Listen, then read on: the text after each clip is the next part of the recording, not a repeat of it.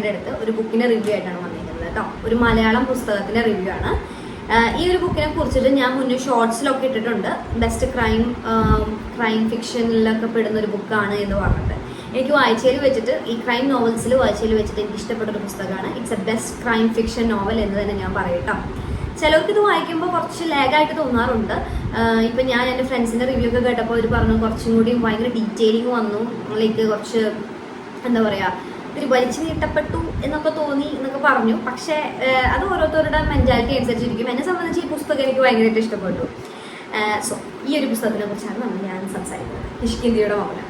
ഇതെന്ന് പറയുന്നത് നമ്മുടെ DC ബുക്സിൻ്റെ 2020 നടന്ന ക്രൈം ഫിക്ഷൻ അവാർഡിൽ ചുരുക്കപ്പട്ടികയിൽ ഇടം നേടിയ ഒരു പുസ്തകമാണ്. അത് 4 പുസ്തകം അങ്ങാണ്ട് വന്നിട്ടുണ്ടായിരുന്നു അവസാനത്തിൽ. ആ 4 പുസ്തകത്തിൽ ഉണ്ടായിരുന്ന ഒരു പുസ്തകമാണ് ഇത്.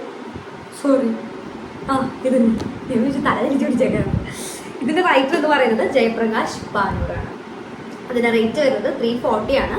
ആൻഡ് ഇതിൻ്റെ പബ്ലിഷേഴ്സ് എന്ന് പറയുന്നത് DC ബുക്സ് ആണ്. ഇതിൻ്റെ മൊത്തം പേജ് എന്ന് വരുന്നത് പേജസ് ഒരു 311 പേജസ് ആണ് ഈ ഒരു പുസ്തകത്തിനുള്ളത്.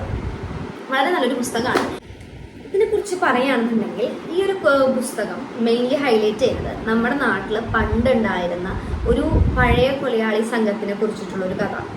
പഴയ കൊലയാളി സംഘത്തിനെ കുറിച്ചിട്ട് മാത്രമല്ല, ഇതിൽ ഈ ദുർമൂർത്തികളെ കുറിച്ചിട്ടുള്ള അവരുടെ ആരാധന, ഈ പഴയ വളരെ സൂപ്പർസ്റ്റീഷ്യസ് ആയിട്ടുള്ള കുറേ ബിലീഫ്സും അവരുടെ കുറേ ബലി കൊടുക്കൽ, അങ്ങനത്തെ കുറേ ഇതിനു വേണ്ടി മനുഷ്യന്മാരെ ഇരയാക്കുന്ന കുറേ ആൾക്കാരെ കുറിച്ചിട്ടുള്ള കുറച്ച് കഥകൾ. പിന്നെ ഹംപി, വളരെ ബ്യൂട്ടിഫുൾ ആയിട്ട് ഹംപിനെ കുറിച്ചിട്ടുള്ള ഒരു പിക്ചർ ഇതിൽ കൊടുത്തിട്ടുണ്ട്.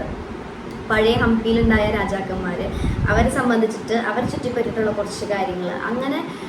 പിന്നെ അത് മാത്രമല്ല, ഇതിൻ്റെ മെയിനായിട്ടെന്ന് പറയുന്നത് ഒരു പ്രൊഫസറിൻ്റെ മരണം കാരണം ആളുടെ വളർത്തുമകൻ ആളുടെ മരണകാരണം അന്വേഷിച്ച് നടക്കുന്നു, ആളുടെ കൊലയാളികൾ തപ്പി നടക്കുന്ന ഒരു പ്ലോട്ട് കൂടിയാണ് കേട്ടോ. അതിൽ എനിക്കൊരു ഉണ്ണിയുണ്ട് കേട്ടോ. അവൾ കരഞ്ഞായിരുന്നു എന്തിപ്പോൾ അവളുടെ തോന്നുന്നത് മടി വെച്ചേക്കാണ്. അപ്പോൾ ഞാൻ ഈ പറഞ്ഞ മാതിരി കിഷ്കിന്ധിയുടെ മൗനം വളരെ നല്ലൊരു പുസ്തകമാണ്.